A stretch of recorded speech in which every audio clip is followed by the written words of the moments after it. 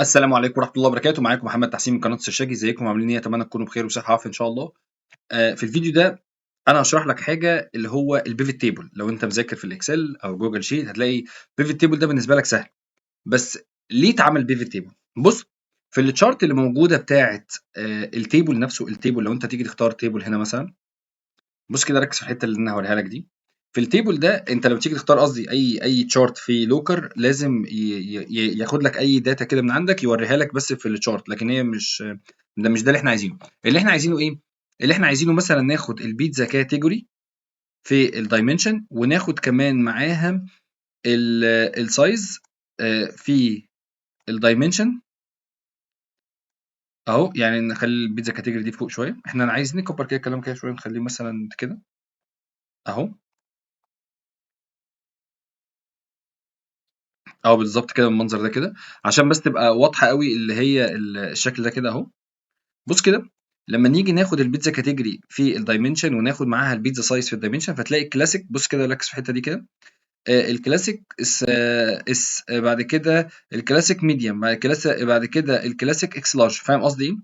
فأنت لو تلاحظ تلاقي الclassic بتتعاد أكتر من مرّة، وتلاقي كمان البيتزا size الlarge، large، large، large بتتعاد أكتر من مرّة. طب إيه بقى الفكرة اللي جاية؟ قال لك بقى الفكرة اللي جاية إن إحنا هنحوّلها، نصغّر دي كده شوية، وناخدها كده control C control V أهي. بس هندوس عليها ونخلّيها إيه، بدل ما تبقى table، تعالَ كده نكبّرها كده شوية، بدل ما تكون table هنخلّيها إيه، هنخلّيها ننزل، ننزل، ننزل، ننزل، ننزل، نخلّيها pivot table. الpivot table بيقول لك إيه، بدل ما كانت القيم بتتكرر، لأ إحنا نعمل لها column أهو، بالضبط هنا كده بالضبط. إيه اللي حصل؟ البيتزا category بدل ما كانت classic وقدامها الlarge وclassic وقدامها X large وclassic وقدامها medium، قال لك لأ، هو الlarge هيكون في عمود واحد، والclassic ده اللي هو الcategory قدامه الأقسام بتاعته، أو اللي هي إيه، المقاسات بتاعته. فدي حلوة جدًا. تعالَ نمسح بقى دي كده عشان نشوف بقى إيه اللي نقدر نعمله بالpivot table. الpivot table كمان وظيفته حاجات حلوة أوي بقى في لوكر. ممكن نعمل إيه؟ قال لك دلوقتي لو أنت دايس أهو، بُص خدت بالك من الhighlight اللي بيظهر ده، يعني أنت أول ما بتيجي تمشي بالماوس تلاقي بيحصل إيه، زي highlight رمادي كده ظاهر أهو كده وهكذا. طب ممكن نعدل فيه إيه تاني؟ نيجي هنا كده في الstyle، قال لك في حاجة اسمها table header ده اللي هو الجزء اللي فوق ده، ممكن نخليه مثلًا يبقى 9، ممكن نخليه ده بيكبر الكلام، ممكن نخليه يبقى 14 وهكذا. نيجي ننزل هنا كده الcolumn header ده اللي هو الcolumn، ممكن نخليه wrap text، بمعنى إن الكلام يبقى تحت، يعني بدل ما يبقى المفروض كده يبقى تحت بعضه wrap text أهو. فنخليها لأ، الraw text برضه نخليها wrap، برضه لأ، برضه نخليها، باحب أخليها بالطول دي كده. التيبل بقى color، انت بقى والواناتك بقى. بص يعني ممكن تعمل مثلا ايه، بيقول لك ايه، الهيدر باك جراوند ده كده هنخليها مثلا، نخليها باللون الاصفري كده مثلا، او اللي هو ده. بعد كده بيقول لك سيل بوردر كولر، نخليها مثلا باللون ده اللي هو الاحمر ده كده.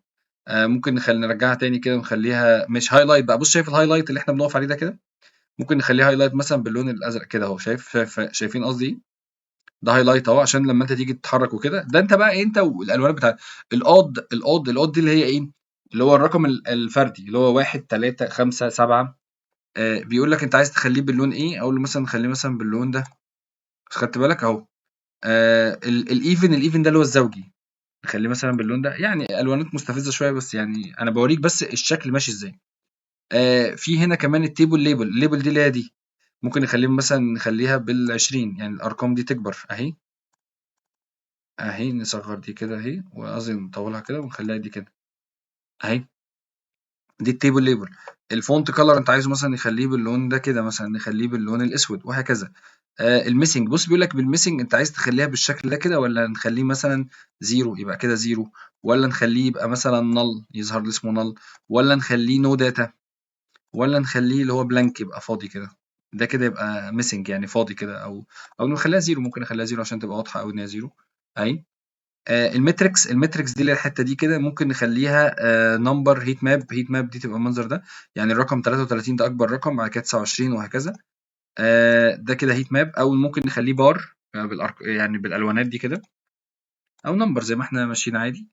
الديسيمال دي اللي أنت لو أنت عايز تخلّي بقى، لو فيها يعني فيها أرقام عشرية، ممكن تخلّيها أرقام يعني whole number اللي هو رقم صحيح. الbackground بقى بالborder دي ممكن نخلّيها مثلًا اللون ده كده مثلًا، أهو ده background.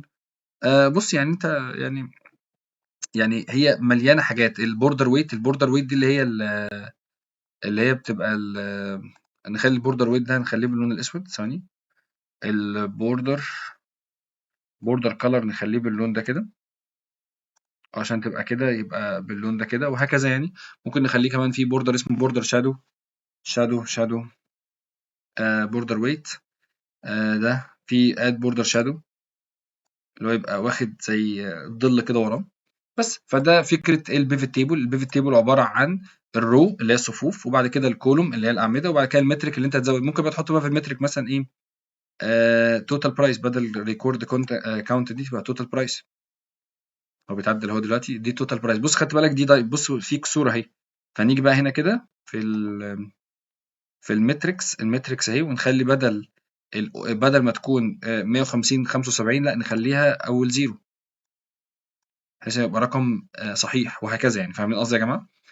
بس، فده الpivot table.